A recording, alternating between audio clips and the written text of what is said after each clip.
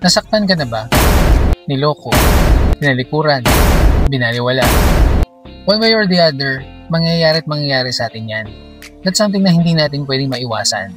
Magkakaiba nga lang tayo ng sitwasyon or mga pagdadaanan. So ano ang dapat natin gagawin if ever na mangyari sa'yo to or ma-experience mo? Una, i-acknowledge mo yung feelings mo, emotions mo, wag mo siyang baliwalain. Kung nalulungkot ka, gusto mong umiyak, iiyak mo lang. Ang emotions natin, that's something na dapat natin tanggapin, i-acknowledge at pagdaanan. Pero lagyan mo siya ng timeline. And that leads us to number 2. Kailangan mo nang i-accept na nangyari na sa'yo to, nagdadaanan mo na at hinaharap mo na siya. So it's better na kalimutan mo na o huwag mo na isipin yung mga what ifs. Pangatlo, ito na yung panahon na dapat mag-reflect ka. Analyze mo what happened sa'yo. Isipin mong mabuti ano ba ang tinuro sa'yo ng sitwasyon. Ano ang natutunan mo?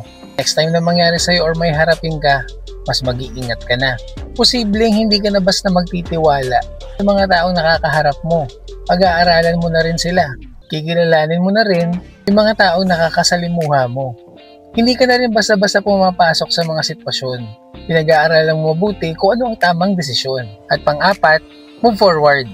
Wala ka na maibang pupuntahan kundi pasulong lang. This time around, be smarter, be better. Hindi lahat ng sitwasyon nararapat sa'yo. Hindi lahat ng tao nakakaharap mo ay magiging totoo sa'yo. Pero lagi mong tatandaan, lahat ng iyong pinagdaanan, mga matututunan mo to para mas lalo kang maging mas maayos na tao. Saktan ka man, naloko, tinalikuran, nadapa, lahat ng yan will make you better, will make you stronger.